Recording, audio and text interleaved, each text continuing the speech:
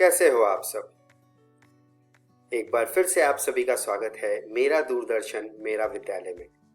मैं उम्मीद करता हूँ कि आपको जो घर पर विद्यालय का अनुभव मिल रहा है आप उसे बहुत एंजॉय कर रहे होंगे और एंजॉयमेंट के साथ साथ आपकी पढ़ाई भी हो रही होगी। आप सभी ने अपना कॉपी और कलम तो ले ही लिया होगा, तो आइए देखते हैं आज के एपिसोड में हम क्या पढ़ेंगे। हम कक्षा 9 से शुरू करेंगे जिसमें गणित में हम रचनाएं पाठ को पढ़ेंगे। विज्ञान में जीवों में विविधता के बारे में पढ़ेंगे। उसके बाद कक्षा 10 की पढ़ाई शुरू करते हुए गणित में निर्देशांक ज्यामिति को पढ़ेंगे और आज के एपिसोड में सबसे आखिरी में हम विज्ञान के पाठ मानव नेत्र के बारे में कुछ और बातें जानेंगे। तो चलिए बच्चों, शुरू करते हैं आज का एपिसोड।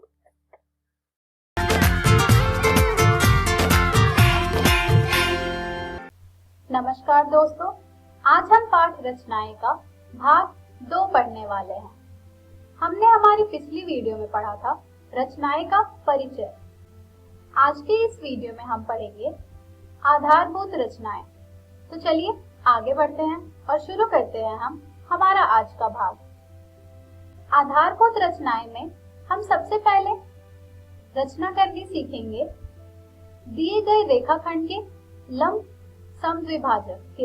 तो चलिए सबसे पहले हम यह लिखेंगे कि हमें दिया क्या हुआ है। यहाँ पर हमें दिया हुआ है एक रेखाखंड AB जिसकी हमें लंब समद्विभाजक की रचना करनी है। ये है रेखाखंड AB। तो चलिए अब हम रेखाखंड AB का लंब समद्विभाजक की रचना करते हैं और रचना के साथ साथ हम रचना के चरण को भी लिखेंगे। यहाँ पर हमारा सबसे पहला चरण होगा A और B को केंद्र मानकर तथा हाफ AB से अधिक त्रिज्या लेकर रेखाखंड के दोनों ओर चाप लगाइए। यानी कि अब हम A और B दोनों को केंद्र मानकर तथा हाफ AB से अधिक त्रिज्या लेकर रेखाखंड के दोनों ओर चाप लगाएंगे। ये हमने चाप लगाया A को केंद्र मानकर और ये हम B को केंद्र मानकर चाप लगा रहे हैं रेखाखंड के दोनों ओर। चलिए अब हम बढ़ते हैं हमारे अगले चरण की तरफ, जो कि है मान लीजिए कि ये चाप एक दूसरे को P और Q पर प्रतिच्छेद करते हैं। मान लिया हमने कि ये चाप एक दूसरे को P और Q पर प्रतिच्छेद कर रहे हैं। अब हम P और Q को मिलाएंगे। ये हमने P और Q को मिला दिया है। अब हम बढ़ते हैं हमारे अगले चरण की तरफ। हमारा अगला चरण है मान लीजिए PQ AB को बिंदु M पर प्रतिच्छेद करती है। ये हमने मान लिया कि बिंदु M पर PQ AB को प्रतिच्छेद कर रही है। तो आप यहाँ पर देख सकते हैं कि एक रेखा बन रही है PMQ और यही रेखा PMQ जो है वो AB का अभिष्ट लंब समद्विभाजक है। अब आप सोच रहे होंगे कि क्या इस विधि से सच में हम किसी रेखाखंड के लंब समद्विभाजक की रचना कर सकते हैं? तो आइए देखते हैं। अभी हम देख रहे हैं कि कैसे इस विधि से AB का लंब समद्विभाजक हमें मिल रहा है।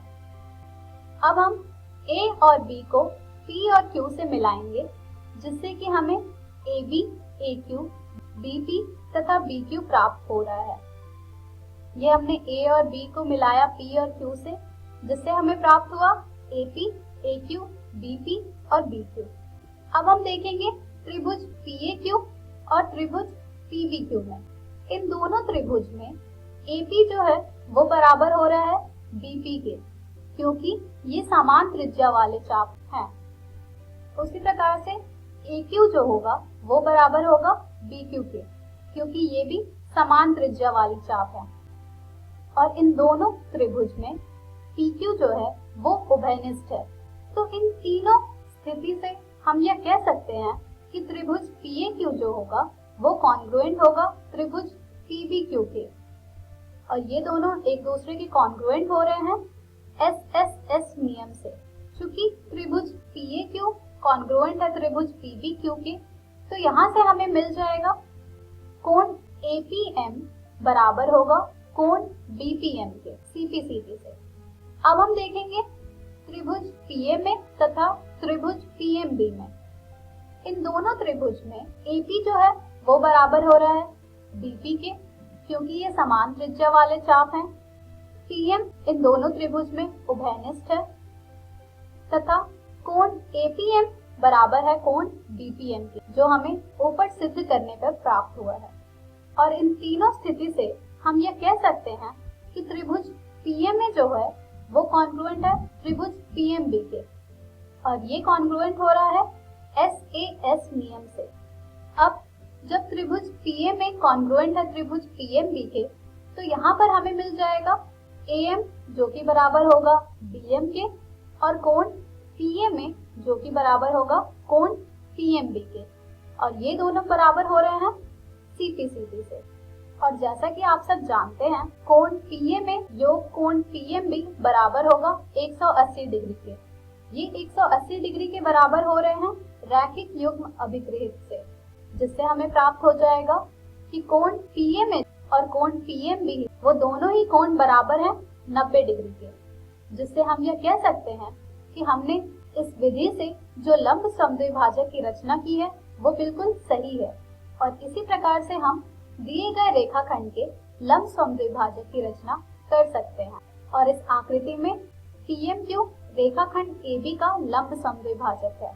चलिए अब हम बढ़ते हैं हमारे अगली रचना की तरफ, जो कि है एक दी गई किरण के प्रारंभिक बिंदु पर 60 डिग्री के कोण की रचना करना।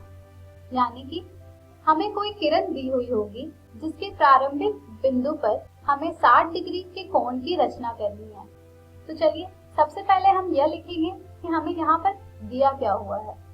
तो ये हमने एक किरण लिया है AB, जिसका प्रारंभिक बिंदु A है, और हम इस किरण पर एक किरण AC की रचना करना चाहते हैं, जिससे कि कोण CAB बराबर हो 60 डिग्री के। तो चलिए अब हम इसकी रचना करते हैं।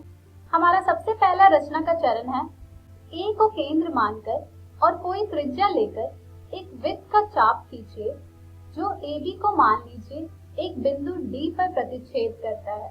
यानी कि अब हम A को केंद्र मानकर और कोई त्रिज्या लेकर एक चाप खींचेंगे जो कि AB को एक बिंदु D पर प्रतिच्छेद करता है। ये हम A को केंद्र मानकर एक चाप खींच रहे हैं जो कि AB को प्रतिच्छेद कर रहा है बिंदु D पर। अब हम बढ़ते हैं हमारे अगले चरण की तरफ। हमारी अगली चरण है D को केंद्र मानकर और उसी त्रिज्या जो पहले ली गई थी से एक चाप खींच, जो चरण A में खींचे गए चाप को बिंदु E पर प्रतिच्छेद करता है।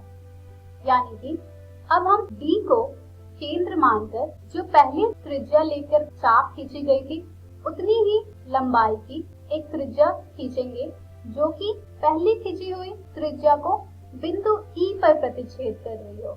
ये हमने एक चाप खींचा D को केंद्र मानकर जो कि पहली चाप को प्रतिच्छेद कर रही है बिंदु E पर। अब हम बढ़ते हैं हमारे अगले चरण की तरफ, जो कि है E से जाने वाली किरण AC खींची। अब हम एक किरण खींचेंगे जो कि E से जा रही होगी। ये हमने एक किरण खींचा जो कि E से जा रही थी, जिसका नाम हम दे रहे हैं AC। तब जो हमें कोण प्राप्त हो रहा है वो है हमारा कोण CAB, जो कि बराबर होगा 60 डिग्री के। अब आप सोच रहे होंगे कि ये कैसे हुआ। चलिए देखते हैं कि इस विधि से हमें कैसे 60 डिग्री का कोण प्राप्त हो रहा है। अब हम D और E को मिलाएंगे। चलिए D और E को मिलाते हैं। ये हमने D और E को मिलाया। अब इस आकृति में आप देख पा रहे होंगे कि AE जो है वो बराबर है AD के और DE की रचना से। और क्योंकि ये तीनों साइड बराबर है, इसलिए हम यह कह सकते हैं कि त्रिभुज EAD एक समबाहु त्रिभुज है और कोण EAD जो है वो बराबर होगा कोण CAB के, जो कि बराबर है 60 डिग्री के। तो अभी आपने देखा कि किस तरह एक दी गई किरण के प्रारंभिक बिंदु पर हमने 60 डिग्री के कोण की रचना की। इस तरह के और भी प्रश्न आपकी NCERT पुस्तक में दिए हुए हैं, जिनकी आप अवश्य ही रचना करें। आज के इस वीडियो में हमने सीखा आधारभूत रचनाएं। हम हमारी अगली वीडियो में पढ़ेंगे त्रिभुजों की कुछ रचनाएं। धन्यवाद।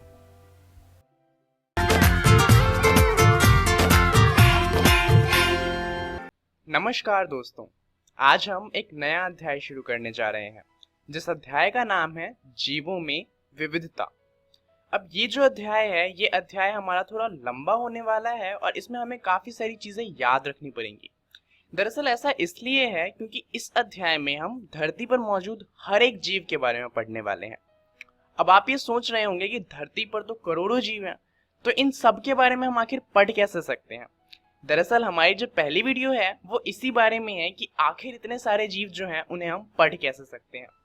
तो इस पहली वीडियो में हम जानने वाले हैं कि आखिर विविधता क्या होती है और इसके बाद हम जानेंगे कि इन विविधता का वर्गीकरण किस प्रकार किया जा सकता है। तो शुरुआत करते हैं हमारे सबसे पहले सवाल से। तो आप लोग जरा सोचिए कि आखिर विविधता या फिर जैव विविधता क्या है। अब आप सभी सोच रहे होंगे और आपने ये सोचा होगा कि विविधता क्या होगी। जैव विविधता की बात है, मतलब किस तरीके से जो जीवित लोग हैं वो एक दूसरे से अलग हैं। चलिए एक बार इसकी एक्चुअल डेफिनेशन देख लेते हैं। तो जैव विविधता जीवन और विविधता के संयोग से निर्मित है। इस शब्द को जो आमतौर पर पृथ्वी पर मौजूद जीवन की विविधता और परिवर्तनशीलता है उसके लिए दर्शाया जाता है। अब इसका मतलब ये है कि जो जीवित लोग हैं वो एक दूसरे से किस तरह से अलग हैं, हम इस बारे में इस अध्याय में पढ़ने वाले हैं। अब यहाँ पर परेशानी क्या है, चलिए वो देखते हैं। दरअसल हमारे पास बहुत सारे टाइप के जीव हैं। अगर हम जीवों की बात करें तो कुछ जीव हैं जो कि धरती पर रहते हैं, जैसे कि कुत्ते बिल्ली। वहीं कुछ जीव हैं जैसे कि पेड़ पौधे होते हैं। इसके अलावा कुछ ऐसे जीव हैं जो हवा में रहते हैं, जैसे कि चिड़िया वगैरह। और कुछ ऐसे जीव भी हैं जो पानी में रहते हैं। अब आपको शायद अंदाजा नहीं लग रहा हो कि ये कितने सारे जीव हो जाते हैं, तो चलिए इसके लिए उदाहरण ले लेते हैं। अगर हम धरती पर रहने वाले जीवों की बात करें तो धरती पर रहने वाले जीव हैं जैसे शेर हो गया, चीता हो गया, बंदर हो गया, खरगोश हो गया। अगर आपको कहा जाए तो आप अभी 20 या 30 नाम आराम से बता सकते हैं, और उसके बाद भी बहुत सारे जीव ऐसे होंगे जो होंगे और आपके लिस्ट में नहीं होंगे। अब इसके अलावा हम बात करें उन जीवों की जैसे कि पेड़ पौधे जो होते हैं, तो हमें ये पता है कि पेड़ पौधे भी बहुत सारे तरीके के होते हैं, जैसे कि आम का पौधा, केले के पौधे। पौधे नहीं, इनके तो पेड़ होते हैं, परंतु कई सारे टाइप के पौधे होते हैं और कई सारे तरह के पेड़ होते हैं। जैसे कि हर सब्जी किसी न किसी पेड़ पर उगती है और हर सब्जी के लिए अलग अलग पेड़ होते हैं। तो इस तरह से हमें ये पता चलता है कि पेड़ भी बहुत सारे टाइप के होते हैं। उसके अलावा अगर हम बात करें उन जानवरों की जो हवा में रहते हैं, जैसे कि चिड़िया, तो हम जानते हैं कि चिड़िया भी बहुत सारे टाइप के होते हैं। जैसे हम बचपन में क्या करते थे, बर्ड्स नेम लिखा करते थे, तो वहां पर हमें कहा जाता था 10 चिड़ियाओं के नाम लिखो, 15 चिड़ियाओं के नाम लिखो। तो हमें पता है कि बहुत सारे टाइप के चिड़िया हमारी धरती पर मौजूद हैं, जैसे कि किंगफिशर हो गया, या फिर मैना हो गई, तोता हो गया, कबूतर हो गया। ये बहुत सारे टाइप के चिड़िया हैं। इसके अलावा काफी सारे ऐसे जानवर हैं जिसे हम आमतौर पर नहीं देखते परंतु वो मौजूद हैं, जैसे कि मछलियां। मछलियों के अलावा स्टारफिश या फिर ऑक्टोपस। ये सारे जो जीव होते हैं ये समुद्र में रहते हैं, और इनमें से कुछ को हम खाते हैं और बाकी सारे तो हमने देखे भी नहीं होते। परंतु क्या सिर्फ इतने ही जीव है धरती पर? दरअसल अगर हम माइक्रोस्कोप का इस्तेमाल करना स्टार्ट करें तो एक पूरी नई दुनिया हमारे सामने आती है, और वो है माइक्रो ऑर्गेनिजम्स की। ये सारे वो जीव हैं जो हम आंखों से नहीं देख सकते, तो इनकी भी बहुत सारी वैरायटी है। और इतना ही नहीं, हमारे पास और ऐसे जीव हैं जो अब धरती पर मौजूद ही नहीं है, जैसे कि डायनासोर या फिर मैमथ। तो ये सारे वो जानवर हैं जो अब धरती पर नहीं रहते, परंतु पढ़ना तो हमें इन सब के बारे में है। और इन सब के बारे में पढ़ने से हमें फायदा क्या होगा कि हमारे आसपास जो चीजें हैं हमें उसका अंदाजा लगेगा, तो इससे हम उन चीजों का और अच्छे से इस्तेमाल कर सकते हैं। जैसे अगर हम गाय के बारे में पढ़ेंगे अच्छे से तो हमें पता चलेगा कि गाय का इस्तेमाल करके हम किस तरीके से और ज्यादा पैसे बना सकते हैं, जैसे कि उनका दूध बेचा जा सकता है, या फिर बैलों का इस्तेमाल हम खेतों में कर सकते हैं। तो इसलिए हम अपने आसपास की चीजों को पढ़ना चाहते हैं। और इतने सारे जो जीव हैं हमें इन सब के बारे में पढ़ना है। तो दिक्कत यहाँ पे क्या आती है कि आखिर इन सब के बारे में पढ़े कैसे? तो इसका एक सॉल्यूशन है। चलिए उस सॉल्यूशन को समझते हैं। मान लीजिए कि आपके सामने बहुत सारे लोग हैं, अब आपको इन सब के बारे में जानना है। तो आप क्या करेंगे, आप इनका ग्रुप बनाएंगे, ठीक है। अलग अलग ग्रुप में कुछ कुछ लोगों को रखा जाएगा। उदाहरण के लिए मान लीजिए इन सभी को 4 ग्रुप में बांटा गया है। पहला ग्रुप है जिसमें मिस्त्री हैं, उसमें हमने उन सभी लोगों को रखा है जो मिस्त्री हैं। जो दूसरा ग्रुप हमने बनाया है वो है इंजीनियर्स का, इसमें हम उन सभी लोगों को रखेंगे जिनके पास इंजीनियरिंग की डिग्री होगी। उसके अलावा फिर हमारा तीसरा ग्रुप होगा अध्यापकों का, इसमें हमने उन सभी लोगों को रखा जो अध्यापक हैं, यानी कि जो बच्चों को पढ़ाते हैं।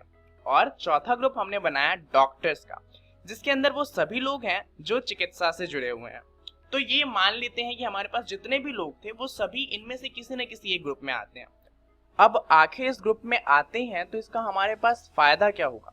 अब मान लीजिए अगर हम इसमें से एक ग्रुप की बात करें जो है इंजीनियर्स का, तो अब हमें इंजीनियर्स के बारे में ये पता है कि उन्हें रासायनिक विज्ञान आता होगा, उसके अलावा उन्हें कोडिंग आती होगी और गणित आता होगा, और साथ में उन्हें भौतिक विज्ञान आता होगा। तो हमने ये मान लिया कि जितने भी इंजीनियर्स हैं उनको इतनी चीजें तो आती हैं। तो अब अगली बार हमारे पास कोई और इंसान आएगा और वो ये कहेगा कि मैं इंजीनियर हूँ, तो हमें ये नहीं पूछना पड़ेगा कि क्या उसे ये सारी चीजें आती हैं। हमें पहले से पता होगा कि अगर वो इंजीनियर है तो उसे ये सारी चीजें आती होंगी। तो इससे फायदा क्या हुआ, अब हमें हर एक इंजीनियर के बारे में नहीं पढ़ना पड़ेगा, हमें सिर्फ एक इंजीनियर ग्रुप के बारे में पढ़ना पड़ेगा, और हमें हर उस व्यक्ति के बारे में पता चल जाएगा अगर वो इंजीनियर है तो उसे ये चीजें आती हैं या फिर क्या क्या चीजें नहीं आती। तो इससे क्या होगा कि हमें सबके बारे में ना पढ़कर एक ग्रुप के बारे में पढ़ना पड़ेगा, और इससे हमारी जो स्टडी होगी वो आसान हो जाएगी। अब इस ग्रुप का बनाने का हमारा फायदा क्या हुआ, दरअसल इससे हमारा काम आसान हो गया। तो इसी तरीके से वर्गीकरण किया जाता है। और यहाँ पर हमारे पास एक साइंटिस्ट थे जिनका नाम था अरस्तुत, और इन्हें इंग्लिश में एरिस्टोटल भी कहा जाता है। इन्होंने हमें सबसे पहले वर्गीकरण करके दिया था जितने भी जीव हैं उनका। अब इन्होंने वर्गीकरण किस बेस पे किया था, इन्होंने वर्गीकरण किया था आवास के बेस पे, यानी कि उन्होंने कुछ जीवों को बांटा, जो भूमि में रहते हैं उन्हें अलग रखा, जो आकाश में रहते हैं उन्हें अलग रखा, और जो जल में रहते हैं उन्हें अलग रखा। अब इससे क्या हुआ, इनको अलग अलग करना तो बहुत आसान काम है। जो धरती पर रहते हैं उन्हें भूमि वाले में रखा जाएगा, जो आकाश में रहते हैं उन्हें आकाश वाले में। परंतु यहाँ पर एक दिक्कत थी, परेशानी ये थी कि यहाँ पर जीवों को अलग अलग ग्रुप में बांट तो दिया था, परंतु इससे कोई फायदा नहीं हुआ। जैसे कि मान लीजिए अगर हम पेड़ की बात करें और हम अपनी खुद की बात करें, तो पेड़ भी भूमि पे रहते हैं और हम भी भूमि पे रहते हैं। तो इस वजह से हम दोनों ही, यानी कि पेड़ और एक व्यक्ति, दोनों ही भूमि वाले ग्रुप में आएगा। परंतु देखा जाए तो दोनों में कोई समानता है ही नहीं। तो अगर हम ग्रुप में बांट भी देते हैं तो भूमि की प्रॉपर्टी पढ़ने के बाद भी हमें ना व्यक्ति के बारे में कुछ पता चलेगा और ना ही पेड़ के बारे में। तो ऐसा वर्गीकरण तो किसी काम में आएगा ही नहीं। तो इसीलिए वर्गीकरण को आगे जाकर और मॉडिफाई किया गया, और उससे हमारे पास नया वर्गीकरण आया जिसके बारे में हम आगे पढ़ेंगे। इस वीडियो के लिए इतना ही। चलिए जानते हैं इस वीडियो में हमने क्या क्या सीखा। तो सबसे पहले हमने जाना विविधता के बारे में, और उसके बाद हमने जाना कि किस तरीके से वर्गीकरण करके हम इन सभी विविधताओं को बड़ी आसानी से पढ़ सकते हैं। तो आपको इसके बारे में अपनी एनसीईआरटी की किताब से पढ़ना है। अगली वीडियो में हम बात करने वाले हैं वर्गीकरण और जैव विकास की, तो आप इसे पढ़कर आइएगा। इस वीडियो के लिए इतना ही, धन्यवाद। Daily test 1। पहला प्रश्न, प्रत्येक जीव का अध्ययन करने का सबसे अच्छा तरीका क्या है? ऑप्शन ए, समूह में विभाजित करके। ऑप्शन बी, प्रत्येक जीव का अध्ययन करके। ऑप्शन सी, केवल कुछ जीवों का अध्ययन करके। ऑप्शन डी, इनमें से कोई भी नहीं। दूसरा प्रश्न, हमारे पास कितने प्रकार के आवास हैं? Option A 1, option B 3, option C 5 and option D 4। तीसरा प्रश्न, मोर किस प्रकार के आवास में रहते हैं? ऑप्शन ए भूमि, ऑप्शन बी वायु, ऑप्शन सी पानी, ऑप्शन डी इनमें से कोई भी नहीं। चौथा प्रश्न, आवास आधारित वर्गीकरण में क्या गलत था? ऑप्शन ए, प्रत्येक जीवों को वर्गीकृत करना संभव नहीं था। ऑप्शन बी, कुछ जीवों का कोई आवास नहीं होता। ऑप्शन सी, विविधता के अध्ययन को सरल बनाने में असफल था। एंड ऑप्शन डी, इनमें से कोई भी नहीं। पांचवा प्रश्न, जीवों को उनके आवास के अनुसार किसने समूहित किया? Option A Carl Linnaeus, option B अरस्तु, option C Robert Whittaker and option D Charles Darwin. सही उत्तर, पहले प्रश्न का उत्तर ए, दूसरे प्रश्न का उत्तर बी, तीसरे प्रश्न का उत्तर ए, चौथे का सी और पांचवें प्रश्न का उत्तर बी।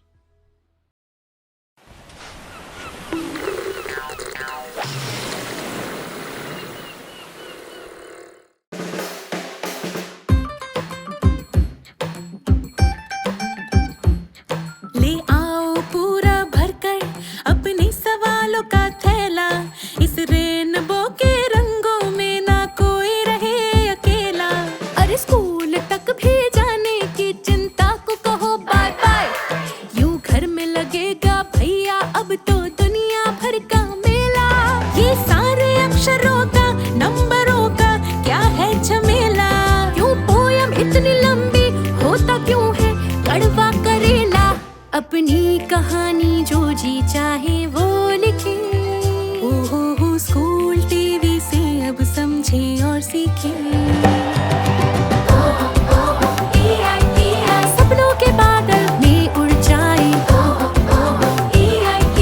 नॉलेज के जंगल में खो जाए। सपनों के बादल में उड़ जाए।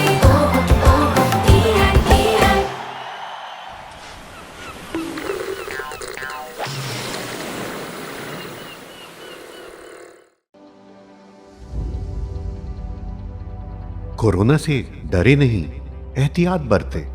वैसे तो स्वच्छता और व्यक्तिगत साफ सफाई हर समय जरूरी है, लेकिन अभी कोरोना महामारी फैलने के दौर में यह एकदम आवश्यक हो गई है। बस यह जानने की जरूरत है कि साफ सफाई करने के दौरान आप किन बातों के प्रति विशेष तौर पर सजग रहें। आइए इसे बिंदुवार समझ लें। हाथ को अच्छी तरह से साबुन पानी या हैंड वॉश से कम 20 सेकंड तक धोएं या अल्कोहल सैनिटाइजर से साफ करें। होटल या किसी कार्यालय में जाएं तो वहां उपलब्ध हैंड वॉशिंग प्रोटोकॉल के अनुसार अपने हाथों को साफ करें। कोरोना संक्रमित या कोरोना संदिग्ध व्यक्ति या खांस छींक रहे व्यक्ति से कम 1 मीटर की दूरी बनाए रखें। भीड़ भाड़ में मास्क लगाए रखें या मुंह नाक को ढक कर रखें। यदि घर में कोरोना संक्रमित व्यक्ति क्वारंटाइन में है तो उसके व्यक्तिगत उपयोग की चीजों जैसे बर्तन, ग्लास, कप, तौलिया, बिस्तर का इस्तेमाल न करें। फर्श और अन्य सतहों को घर में रोजाना प्रयोग किए जाने वाले ब्लीच घोल या फिनाइल से साफ करते रहें। शौचालय को भी घर में रोजाना प्रयोग किए जाने वाले ब्लीच घोल या फिनाइल से साफ करते रहें। ऑनलाइन सामान मंगाने पर डिलीवरी करने वाले व्यक्ति नियमित आने वाले घरेलू सामान जैसे दूध, अखबार इत्यादि के लिए सुरक्षात्मक तरीके अपनाएं। बस, ट्रेन, ऑटो, टैक्सी, दुकान के काउंटर के संपर्क में आने पर भी एहतियात बरतें। जनहित में जारी राज्य स्वास्थ्य समिति बिहार। अधिक जानकारी के लिए संपर्क करें टोल फ्री नंबर 104।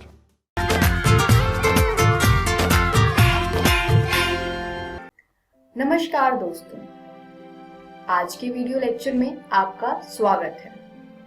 आज हम गणित की किताब का एक नया अध्याय शुरू करेंगे जिसका नाम है निर्देशांक ज्यामिति। इसको इंग्लिश में कोऑर्डिनेट ज्योमेट्री कहते हैं। तो चलिए निर्देशांक ज्यामिति का पार्ट 1 इस वीडियो में हम पढ़ते हैं। पार्ट 1 में हम दूरी सूत्र के बारे में पढ़ेंगे। चलिए पहले जान लेते हैं निर्देशांक ज्यामिति क्या होता है। निर्देशांक ज्यामिति पढ़ने से पहले आप लोगों को कार्तीय तल के बारे में पता होना चाहिए। ये आप कार्तीय तल देख रहे हैं जिसमें इस रेखा को x अक्ष कहते हैं तथा इस रेखा को y अक्ष कहते हैं। जहां पर ये रेखाएं एक दूसरे को काटती है उस बिंदु को मूल बिंदु कहते हैं। और आप देख पा रहे होंगे कि इन रेखाओं ने कार्तीय तल को 4 भागों में बांटा है। इन चारों भागों को चतुर्थांश कहते हैं। इसको पहला चतुर्थांश कहते हैं। और जैसा कि आप लोग जानते हैं कि कार्तीय तल में जितनी भी बिंदु होती है वो x, y की फॉर्म में। तो पहले चतुर्थांश में जो निर्देशांक होंगे वो x, y होगा, जहां x भी धनात्मक है तथा y भी धनात्मक है। दूसरे चतुर्थांश में -x, y होता है, यानी कि x ऋणात्मक होगा तथा y धनात्मक होगा। तीसरे चतुर्थांश में x भी ऋणात्मक होता है तथा y भी ऋणात्मक होगा। और चौथे चतुर्थांश में x धनात्मक होता है तथा y ऋणात्मक होता है। तो ये था एक इंट्रोडक्शन छोटा सा निर्देशांक ज्यामिति के बारे में। चलिए आगे बढ़ते हैं दूरी सूत्र पे। किसी बिंदु a x1, y1 और b x2, y2 के बिंदुओं के बीच की दूरी AB बराबर वर्गमूल x2 x1 का whole square plus y2 y1 का होल स्क्वायर होता है। यानी आप इस चित्र में देखिए, मान लेते हैं कि B है और ये A है और इन दोनों बिंदुओं के बीच की दूरी होगी ये रेखा। तो अगर इन दोनों बिंदुओं के बीच की दूरी ज्ञात करना है तो आप इस सूत्र का प्रयोग करेंगे, जो है AB बराबर वर्गमूल x2 x1 का whole square plus y2 y1 का होल स्क्वायर। चलिए कुछ क्वेश्चन देखते हैं। बिंदु 4, -2 और 3, 0 के बीच की दूरी ज्ञात कीजिए। हल देखते हैं। माना कि A 4, -2 है और B 3, 0 है, यानी यहाँ पर x1 का मान हो गया 4, x2 का मान हो गया 3, y1 का मान हो जाएगा -2 और y2 का मान हो जाएगा 0। तो अब हम क्या करेंगे, दूरी सूत्र लगाएंगे। दूरी सूत्र यानी AB बराबर वर्गमूल x2 x1 का whole square plus y2 y1 का होल स्क्वायर। अब हम यहाँ पर x1 x2 तथा y1 y2 का मान रखेंगे, तो ये आ जाएगा वर्गमूल 3 - 4 का होल स्क्वायर प्लस 0 - -2 का होल स्क्वायर।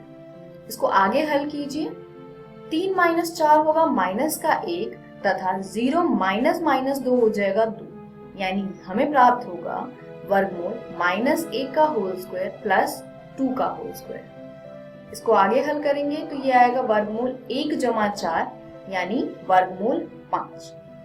तो इस प्रकार हमने दोनों दिए हुए बिंदुओं के बीच की दूरी ज्ञात कर ली है और वो दूरी है वर्गमूल 5। चलिए अगला प्रश्न देखते हैं। बिंदु -5, -2 और 0, 0 के बीच की दूरी ज्ञात कीजिए। अब इस स्थिति में मान लेते हैं A है -5, -2 और बिंदु B है 0, 0, यानी यहाँ पर x1 बराबर आएगा -5, x2 बराबर 0, y1 बराबर -2 और y2 बराबर 0। अब हम फिर से यहाँ पर दूरी सूत्र लगाएंगे, यानी दोनों बिंदुओं A, B के बीच की दूरी होगी वर्गमूल x2 x1 whole square plus y2 y1 whole square. अब यहाँ पे हम फिर से क्या करेंगे, x1, x2, y1 और y2 के मान को प्रतिस्थापित करेंगे। ये आ जाएगा वर्गमूल 0 - -5 का होल स्क्वायर प्लस 0 - -2 का होल स्क्वायर। अब 0 के आगे माइनस -5 है, तो माइनस प्लस हो जाएगा और इसी प्रकार 0 - -2 भी माइनस प्लस होकर के 0 + 2 हो जाएगा, यानी ये आएगा वर्गमूल 5 स्क्वायर प्लस 2 स्क्वायर, यानी वर्गमूल 25 प्लस 4 यानी कि वर्गमूल 29। चलिए अगला प्रश्न देखते हैं। क्या बिंदु 3, 2, -2, -3 और 2, 3 एक त्रिभुज बनाते हैं? यदि हाँ, तो बताइए कि किस प्रकार का त्रिभुज बनता है। अब आप देख रहे हैं इस प्रश्न में 3 बिंदु दिए हुए हैं। आपको ये बताना है कि क्या ये तीनों बिंदुओं को हम जोड़ें तो ये एक त्रिभुज बनेगा या नहीं। तो चलिए देखते हैं इसको किस प्रकार हल करेंगे हम। माना कि P बिंदु है 3,2, Q बिंदु है -2, -3 और R बिंदु है 2,3। हमें ये देखना है कि क्या PQR एक त्रिभुज है। इसके लिए हम क्या करेंगे, इसके लिए हम दूरी निकालेंगे PQ का, QR का और PR का। इसके लिए हम दूरी सूत्र का प्रयोग करेंगे। तो चलिए पहले निकालते हैं PQ की दूरी। इसमें भी हम सूत्र वही लगाएंगे, वर्गमूल यानी square root of x2 - x1 whole square plus y2 - y1 whole square. अब PQ के अकॉर्डिंग यहाँ पर हम मान को प्रतिस्थापित करेंगे। तो P तथा Q के निर्देशांक को अगर हम यहाँ पर प्रतिस्थापित करेंगे तो हमें प्राप्त होगा वर्गमूल -2 - 3 whole square plus -3 - 2 whole square, यानी वर्गमूल -5 whole square plus -5 whole square. आगे हल करने पर प्राप्त होगा वर्गमूल 25 + 25 यानी वर्गमूल 50। अगर आप वर्गमूल 50 को आगे हल करें तो ये आएगा 5 वर्गमूल 2 यानी 7.07। अब हम निकालेंगे QR का मान। QR के लिए भी हम सेम फॉर्मूला का यूज करेंगे, यानी वर्गमूल x2 - x1 whole square plus y2 - y1 whole square. अब यहाँ पर हम Q तथा R के निर्देशांक को प्रतिस्थापित करेंगे। इस प्रकार हमें प्राप्त होगा वर्गमूल 2 - -2 whole square plus 3 - -3 whole square. अब अगेन बीच में माइनस 2 बार आया है तो ये प्लस हो जाएगा, यानी वर्गमूल 4 होल स्क्वायर प्लस 6 का होल स्क्वायर। 4 का होल स्क्वायर होता है 16 और 6 का स्क्वायर होता है 36, यानी ये हो जाएगा वर्गमूल 16 प्लस 36 और इसको जोड़ने पर हमें प्राप्त होगा वर्गमूल 52। इसको आगे हल करेंगे आप तो ये आएगा 7.21। अब हम आखिरी दूरी ज्ञात करते हैं, यानी कि PR की दूरी। इसके लिए भी हम सूत्र का प्रयोग करेंगे, दूरी सूत्र का, यानी वर्गमूल x2 - x1 whole square plus y2 - y1 whole square. यहाँ पर हम किसके निर्देशांक रखेंगे, बिंदु P तथा बिंदु R के निर्देशांक। तो उसको अगर हम प्रतिस्थापित करते हैं तो ये आएगा वर्गमूल 2 - 3 whole square plus 3 - 2 whole square. अब 2 - 3 होता है -1 तथा 3 - 2 होता है 1। इस प्रकार हमें प्राप्त हुआ वर्गमूल -1 स्क्वायर प्लस 1 का स्क्वायर, जो कि आगे आएगा वर्गमूल 1 प्लस 1 जो बराबर है वर्गमूल 2 के। और अगर आप वर्गमूल 2 को आगे लॉन्ग डिवीजन से हल करें तो आपको प्राप्त होगा 1.41। इस प्रकार हमने PQ का मान, QR का मान तथा PR का मान निकाल लिया। PQ निकला है 7.07, QR है 7.21 तथा PR है 1.41। अब हमें अगर ये चेक करना है कि एक त्रिभुज बनाता है या नहीं, तो इसके लिए क्राइटेरिया क्या होता है। इसके लिए क्राइटेरिया ये है कि किसी भी दो भुजाओं का योग तीसरी भुजा से अधिक होना चाहिए। तो इसके लिए हम सबसे छोटी भुजा का अगर चेक करें तो इस प्रकार हमें पता चल जाएगा बाकी भुजाओं के बारे में भी। अगर सबसे छोटी दो भुजाओं का योग भी तीसरी भुजा से बड़ा है, यानी बाकी भुजाओं का योग तीसरी भुजा से बड़ा ही होगा। तो इस प्रकार हमने सबसे छोटी दो भुजाओं का चेक किया है, जो है PQ तथा PR। तो PQ प्लस PR बराबर आ जाएगा 7.07 प्लस 1.41, जो कि बराबर है 8.48 के।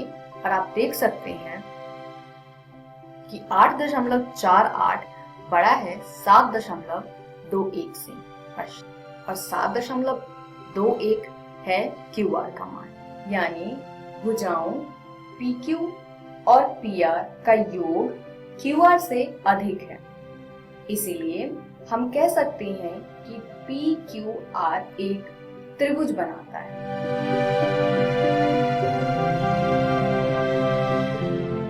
अब देखते हैं कि ये किस प्रकार का त्रिभुज बनाता है। तो इसके लिए हमने PQ, QR और PR का मान लिख लिया है। फिर से PQ है वर्गमूल 50, QR है वर्गमूल 52 तथा PR है वर्गमूल 2। साथ ही यहाँ पर PQ का वर्ग जमा PR का वर्ग बराबर है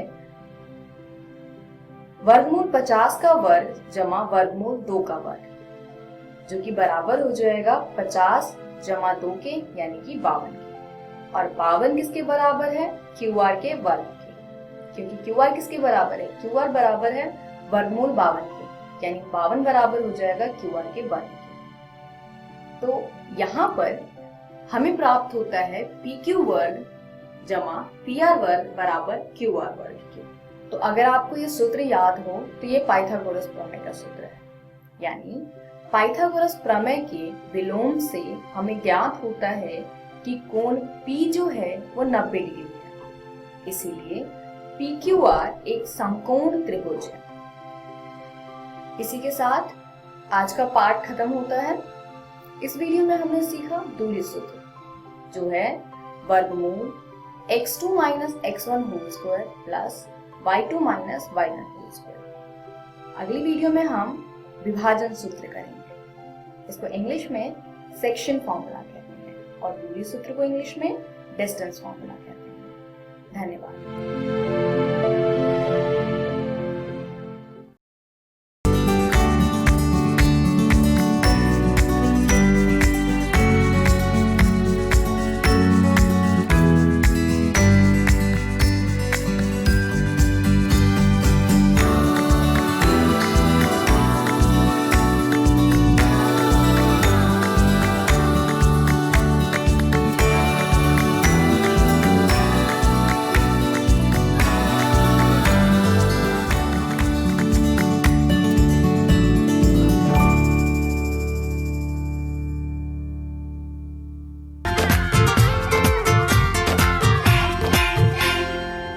नमस्कार दोस्तों, आज जो हम अध्याय करने जा रहे हैं उसका नाम है मानव नेत्र तथा रंग बिरंगा संसार। आज हम इसका चौथा भाग करेंगे। तो चलिए जानते हैं इस चौथे भाग में हम बात किस चीज की करने वाले हैं। तो इसमें हम बात करेंगे वायुमंडलीय अपवर्तन की। परंतु वायुमंडलीय अपवर्तन को पढ़ने से पहले चलिए एक मजेदार सा टॉपिक स्टार्ट करते हैं, जो कि है इंद्रधनुष। क्या आप जानते हैं कि इंद्रधनुष कैसे बनता है? जरा इस तस्वीर को देखिए, क्या आपको कुछ समझ में आ रहा है इससे? दरअसल ये एक तस्वीर है एक पानी की बूंद की। यहाँ पर सबसे पहले जो सूर्य की रोशनी है उसका अपवर्तन होता है। उसके बाद जब रोशनी पानी की बूंद के अंदर जाती है तो दूसरी तरफ से बाहर निकलने के बजाय उसका परावर्तन हो जाता है। क्या आप जानते हैं यहाँ पर कौन सा परावर्तन हुआ होगा? अगर आपका उत्तर है पूर्ण आंतरिक परावर्तन, तो आपका जवाब सही है, क्योंकि यहाँ पर कोई शीशा तो लगा नहीं है और यहाँ पे पानी की बूंद ही है। तो यहाँ पर किरण का अपवर्तन हुआ है, परंतु इतना ज्यादा अपवर्तन हुआ है कि वो वापस से उसी माध्यम में आ गई और इसके बाद यहाँ पे इसका फिर से अपवर्तन होता है और पानी की बूंद से जो रोशनी जिस तरफ से आई है उसी तरफ से वापस निकल जाती है, परंतु इस बार उसका स्पेक्ट्रम बन चुका है और वो 7 अलग अलग कलर में विभाजित हो चुकी है, जो हमें इंद्रधनुष के रूप में दिखाई देती है। यहाँ पर इस फिगर को देखिए, अगर आपकी आंखें इस तरफ है तो आपको आगे की तरफ इंद्रधनुष दिखाई देगा। तो यहाँ पर आपको 3 चीजें देखनी है।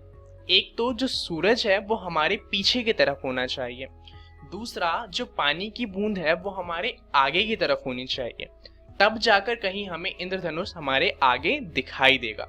और यही कारण है कि इंद्रधनुष इतना कम दिखाई देते हैं, क्योंकि हर समय बारिश तो होती नहीं है और जब बारिश होती है तो जरूरी नहीं है कि जो सूरज है वो हमारे पीछे की तरफ हो।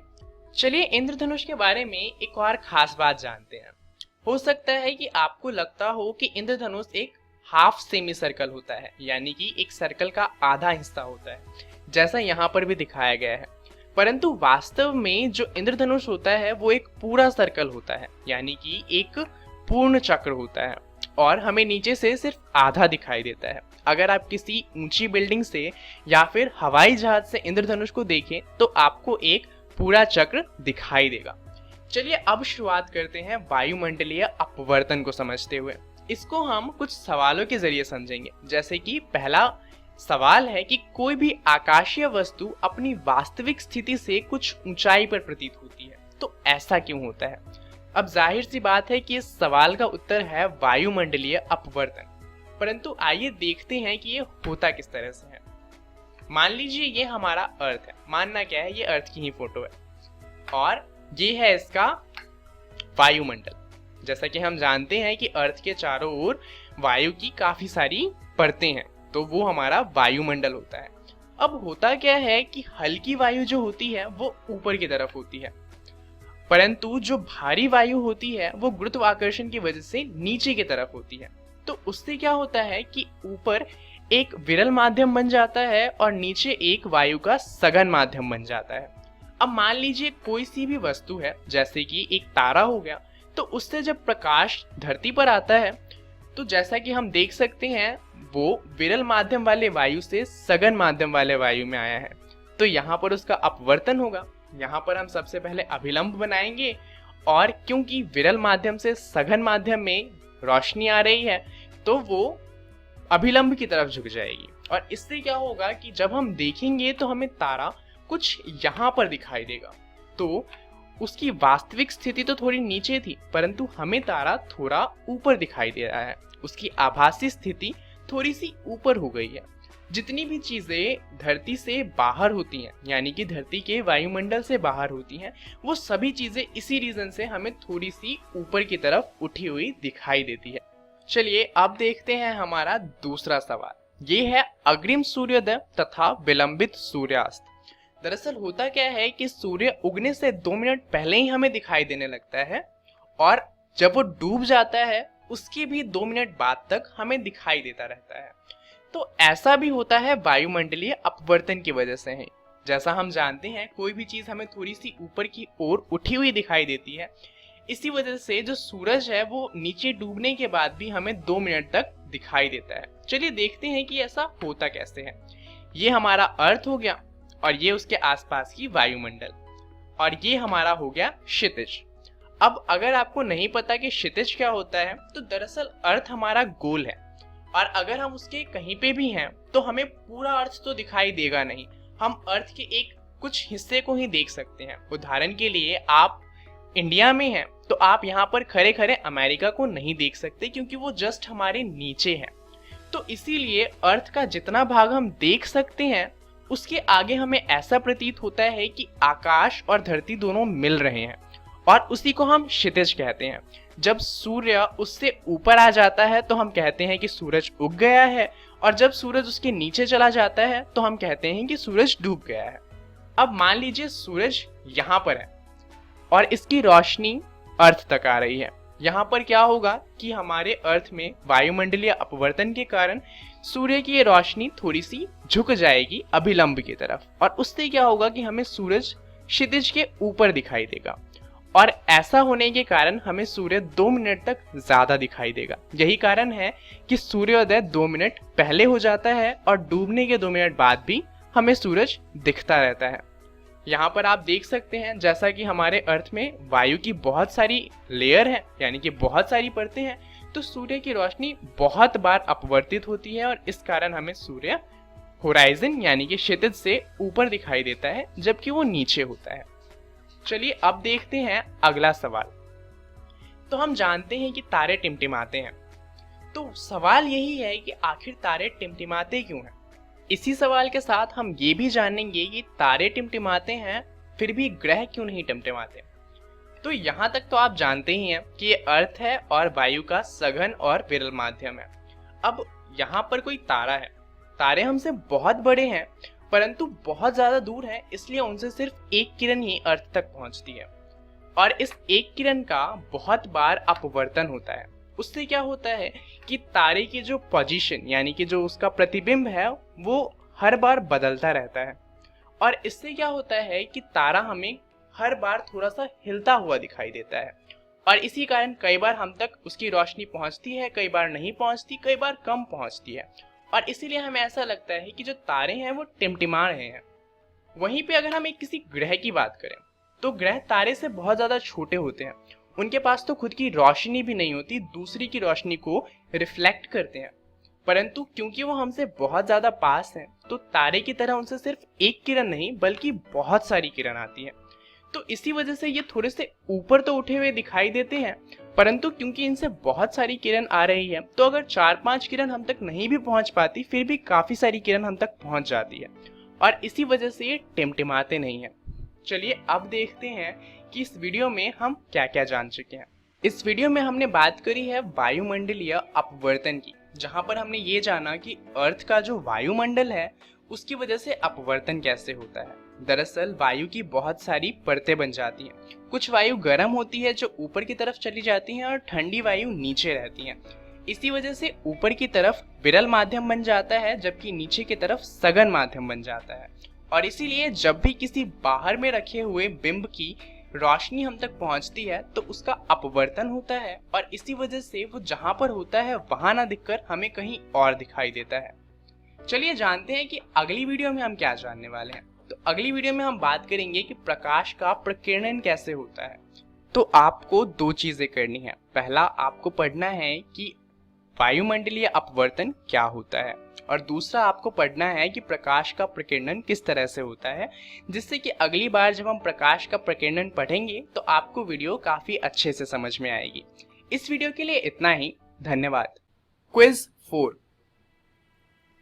पहला प्रश्न, कोई भी आकाशीय वस्तु अपनी वास्तविक स्थिति से कुछ ऊंचाई पर क्यों प्रतीत होती है?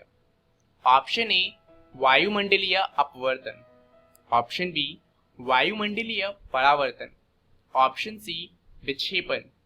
ऑप्शन डी, प्रकीर्णन। दूसरा प्रश्न, वायुमंडलीय अपवर्तन किस कारण होता है? ऑप्शन ए, वायु के कणों के कारण। ऑप्शन बी, वायु के घनत्व में अंतर। ऑप्शन सी, वायु का समान घनत्व। ऑप्शन डी, इनमें से कोई नहीं। तीसरा प्रश्न, ग्रह क्यों नहीं टिमटिमाते? ऑप्शन ए, उनमें एकल किरण होती है। ऑप्शन बी, उनमें बहुत सी किरणें होती हैं। ऑप्शन सी, वे दूर हैं। ऑप्शन डी, इनमें से कोई नहीं।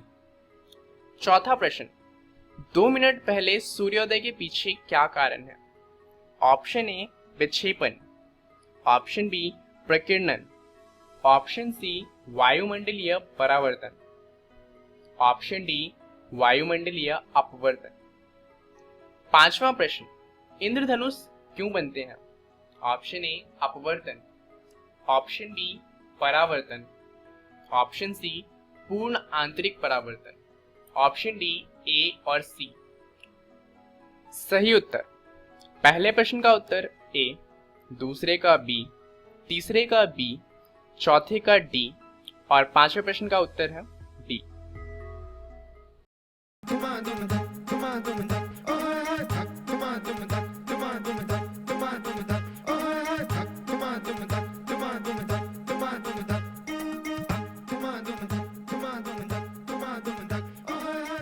हर महीने बाहर निकलता, लाल रंग से रंगा जाता, कभी छुपने के लिए खेत भागता या नहा के घर घुस जाता।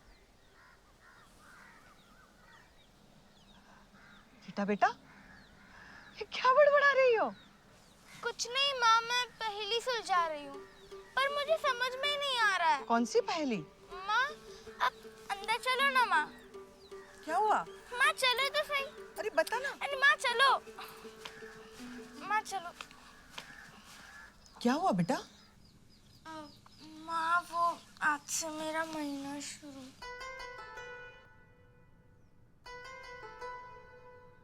हो गया बेटा। माँ अभी दर्द वर्द नहीं है। आंगनवाड़ी भाभी ने ये चुटकियों में गायब कर दिया, और ये पहेली भी उन्होंने ही दी है। हर महीने बाहर निकलता, लाल रंग से ये रंग आ जाता, छुपने के लिए कभी खेत भागता या नहा के घर घुस जाता। जो इसे सुलझाएगी पहेली की सहेली कहलाएगी कहलाएगी।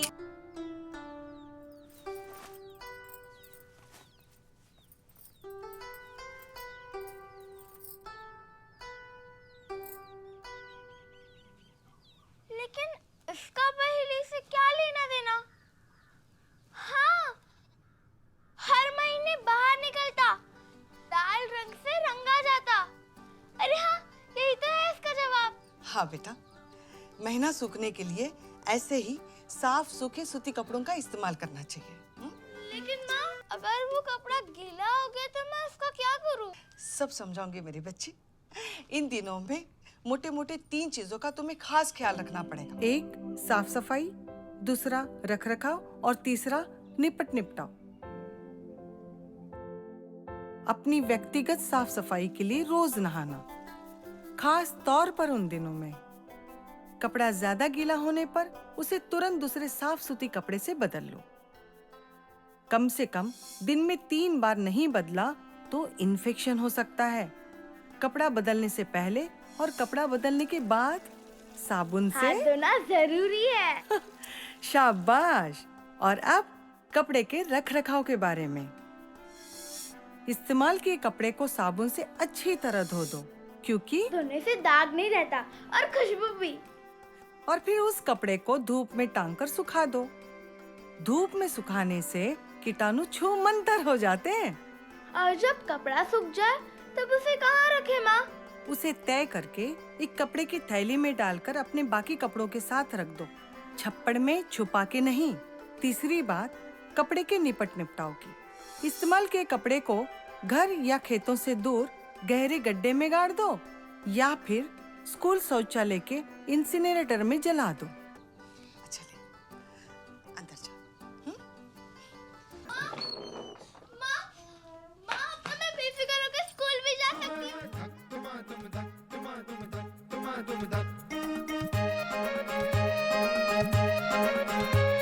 हवाओं में शोर है ये चर्चा, रोर है तेरे पंख है तैयार, ना रुकती तेरी अब रफ्तार। हौसलों में आ गई जा, तेरी ही जीत का है ये फरमान। ऐसी उड़ान लगा, पंछियों से आँख मिला। ऐसी उड़ान लगा, पंछियों से आँख मिला। पहेली की सहेली है तू, पहेली की सहेली। अरे पहेली की सहेली है तू। ये एक और पहेली। पर मैं सुलझाऊंगी। नहीं, मैं सुलझाऊंगी। मैं नहीं सुलझाऊंगी। अरे अरे क्या करी? अरे खींचो मत।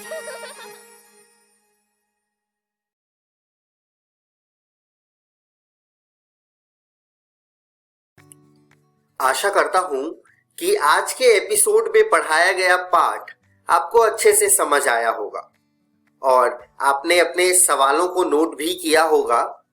तो आप अपने उस सवाल को उन्नयन ऐप पर पोस्ट कर सकते हैं और ग्लोबल एक्सपर्ट से अपने जवाब को पा सकते हैं। बच्चों, आप अपने सवाल को हमारे दिए गए नंबर पर संपर्क कर भी अपने सवालों का हल जान सकते हैं। स्क्रीन पर जो नंबर दिया गया है उसे नोट कर लीजिए। अगर आप हमें ईमेल करना चाहें तो ईमेल भी कर सकते हैं। स्क्रीन पर ईमेल आईडी दी हुई है, नोट कर लीजिए।